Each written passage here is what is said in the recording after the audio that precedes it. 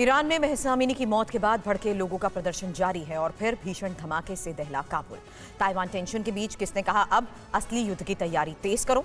अमेरिकी एयरफोर्स में शामिल होने वाले किस घातक हथियार से उड़ी है चीन और रूस की नींद। 7 समंदर पार फिर कहां लगे पाकिस्तान विरोधी नारे। इन सभी खबरों को विस्तार से देखिए टॉप 9 वर्ल्ड एक्सक्लूसिव में। ईरान में महसा अमीनी की मौत के खिलाफ लोगों का गुस्सा बढ़ता ही जा रहा है। तेहरान के बाद अमोल में भी प्रदर्शनकारियों और सुरक्षा बलों के बीच जमकर झड़प हुई। गवर्नर भवन में प्रदर्शनकारियों ने आग लगा दी। वहीं तेहरान में हिजाब विरोधी हिंसक प्रदर्शन के दौरान फायरिंग में अब तक 8 लोगों के मारे जाने की खबर है, जबकि कई लोग घायल हैं। हिजाब प्रतिबंधों को लेकर पश्चिमी देशों की आलोचना को ईरान के राष्ट्रपति ने पाखंड करार दिया है।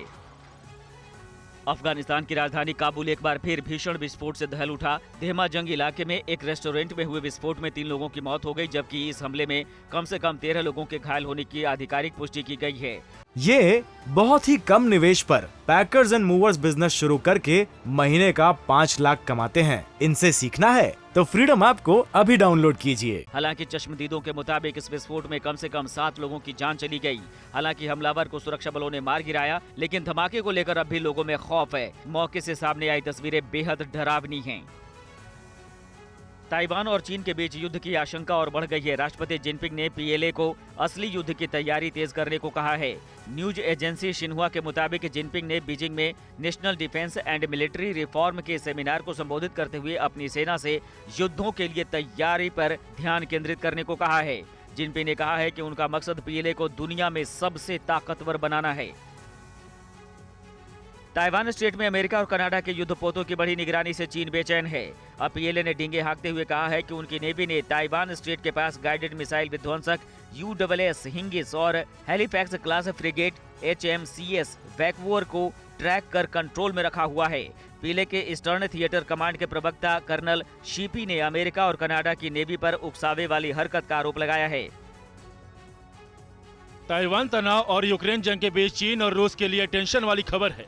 2022 के अंत तक अमेरिकी सेना को दुनिया का सबसे घातक स्टील्थ बॉम्बर मिल जाएगा। सालों के रहस्य के बाद यूएस एयरफोर्स ने आखिरकार इसकी पुष्टि कर दी है कि B-21 रेडर इस साल के अंत तक ऑपरेशनल हो जाएगा।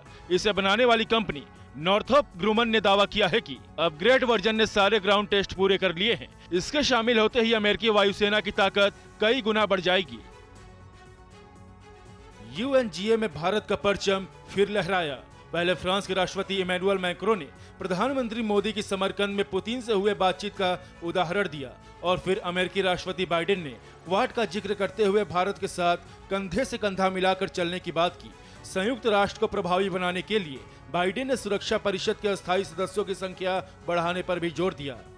सुरक्षा परिषद में नए स्थायी सदस्य बनने की रेस में भारत सबसे आगे है। अमेरिकी दौरे पर भारतीय विदेश मंत्री एस जयशंकर ने चीन को उसी की भाषा में 2 टूक जवाब दिया। कोलंबिया विश्वविद्यालय के एक कार्यक्रम में एस जयशंकर ने कहा कि ये न सिर्फ भारत बल्कि चीन के हित में है कि वो एक दूसरे को समायोजित करने का रास्ता खोजे। 2 बड़ी अर्थव्यवस्थाओं में टकराव से एशिया महाद्वीप के उदय पर गहरा असर पड़ेगा। जयशंकर ने कहा कि सीमा विवाद की वजह से इस वक्त चीन के साथ भारत के संबंध सामान्य नहीं है। स्विट्जरलैंड के जिनेवा में एक बार फिर पाकिस्तान विरोधी प्रदर्शन देखने को मिला। संयुक्त राष्ट्र कार्यालय के बाहर बलूच मानवाधिकार परिषद ने जमकर प्रदर्शन किया। हाथों में पोस्टर बैनर लिए बलूच मानवाधिकार परिषद के सदस्यों ने बलूचिस्तान में पाकिस्तानी सेना और ISI के जघन्य अपराधों की जांच की मांग की। परिषद ने UN से पाकिस्तान में एक जांच टीम भेजकर एक्शन की अपील की। पाकिस्तान पर बलूच, सिंधियों और पख्तून लोगों पर बर्बरता के आरोप हैं। पाकिस्तान के पूर्व PM और PTI अध्यक्ष इमरान खान के लिए आज का दिन बेहद अहम है। महिला जज के खिलाफ विवादित टिप्पणी के मामले में आज इस्लामाबाद हाई कोर्ट आरोप तय करेगा। इससे पहले कोर्ट ने इस मामले में इमरान खान को राहत देते हुए आतंकवाद से जुड़ी धाराएं हटा दी थी, लेकिन पुलिस रिमांड को चुनौती देने वाली याचिका पर सुनवाई करते हुए कोर्ट ने खान के खिलाफ अवमानना की कार्रवाई जारी रखी है। आज की सुनवाई को देखते हुए इस्लामाबाद में सुरक्षा बढ़ा दी गई है। ये बहुत ही कम निवेश पर पैकर्स एंड मूवर्स बिजनेस शुरू करके महीने का 5 लाख कमाते हैं। इनसे सीखना है तो फ्रीडम ऐप को अभी डाउनलोड कीजिए।